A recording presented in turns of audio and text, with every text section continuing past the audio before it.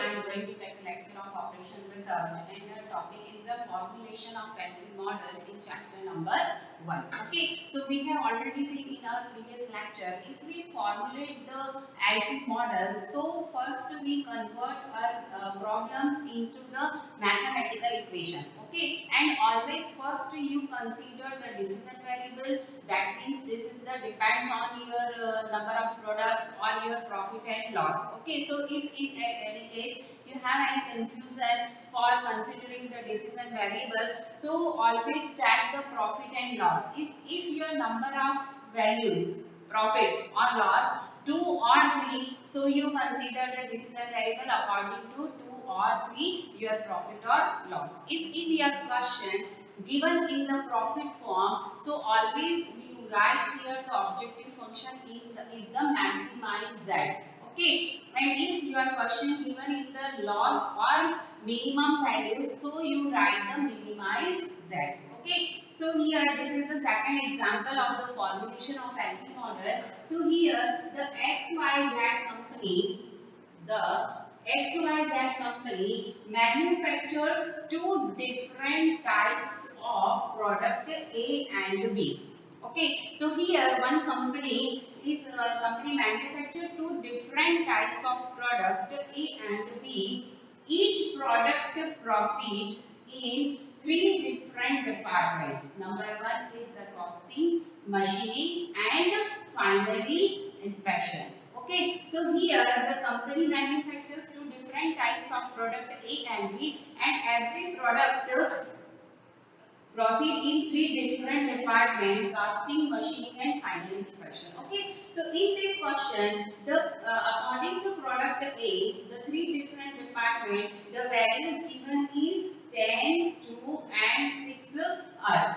Okay, and for the product B, for three department is 7, 6, and 8 hours. These values are given in your question. Okay, after that you mark the table. Tabulated form, if you write here in the table form, so your formulation of LP model, that means we write the objective function subject to constraint. So process is very easy with the help of this table. Okay, after that we are given in the costing, machining, and final inspection capacity is 45 hours, 35 hours, and 30 hours. That means the product A and B produce the three departments: costing, machining, and final inspection. So the total available capacity according to three departments is 45 hours, 35 hours, and 30 hours. Okay. So first we map the table, and here the question given in the profit form. So product A is 50 rupees and product B is 40 rupees. Okay. So after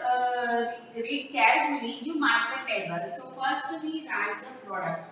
Okay. Product is A and B. So you write here product in this form, vertical form. So you write here the department: costing, machining, and finally inspection, as you wish. Okay. So here we write the product A and B, and this is the department. Department is costing, machining, and finally inspection. Okay, and here the capacity in hours per week, because we are given in the 45 hours, 35 hours, and 30 hours is the depends on the three different departments. Okay, so we write here 45 hours, 35 hours, and 30 hours. Okay, after that we are given in the total profit contribution. So total profit contribution per unit is product A is 50 rupees and product B is 40 rupees.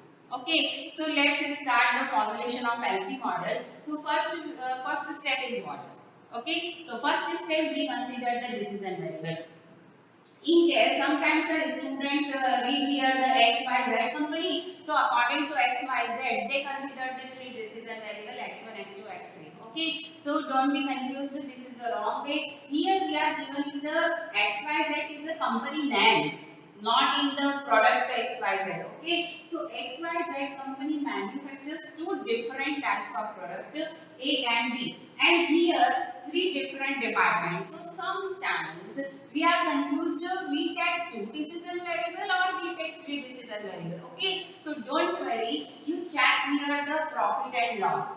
If in case you are given in the two values in the profit form, so you tag the two decision variable because of your objective function is depend on the profit and loss. Got it? So here we are given in the 50 rupees and 40 rupees is the profit contribution per week. Okay, so first we consider the decision variable. So let x1 is equal to quantity of product A to be manufactured. Okay, x2 is equal to quantity of product B to be manufactured. Okay, so first you write here the decision variable. Okay, after that next step is very important, the objective function. So we write here objective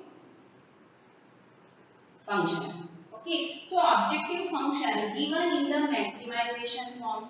Got it? So we write here maximize z is equal to 50x1 plus 40x2. So we write here 50x1 plus 40x2. Got it? Next step is what? Next step is subject to constraint, that means the condition. So we write here subject to constraint. The first equation is subject to constraint.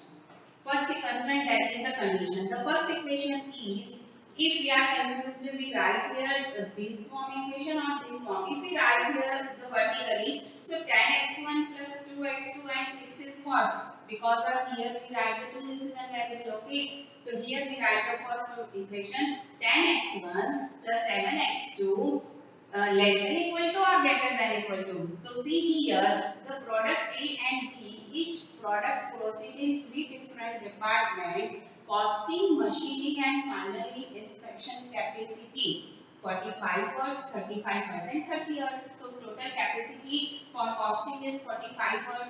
Total capacity of machining is 35 hours and total capacity of final inspection is 30 hours. So we write the first equation is 10x1 plus 7x2.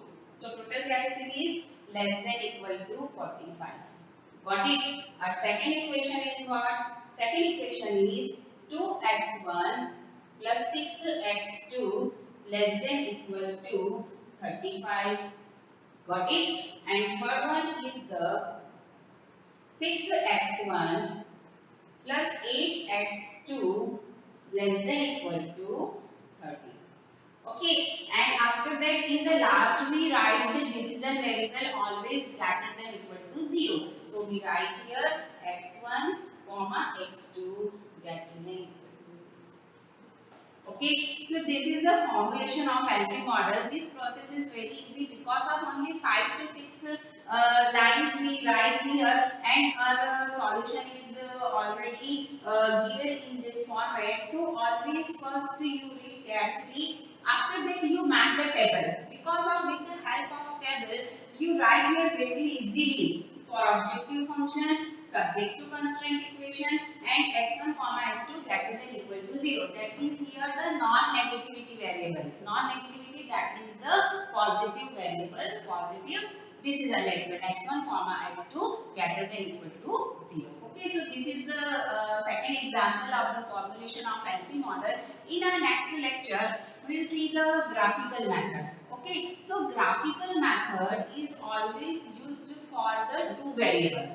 Okay, if our variable is more than 2, that means 3, 4 variable, so we use the different types of method already given in our syllabus: the simplex method, the BGAM method, the two-phase method. Okay, so first we see the graphical method. So graphical method is also always used for the two variable.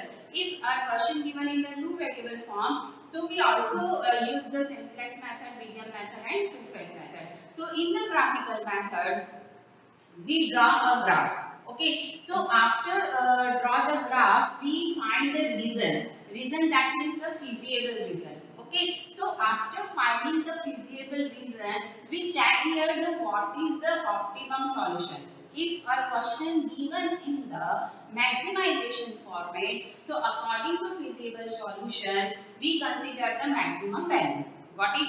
And if in a question given in the minimization form, so according to feasible solution, you consider the minimum value. Okay? So I will continue this topic in our next lecture. Thank you for watching this video.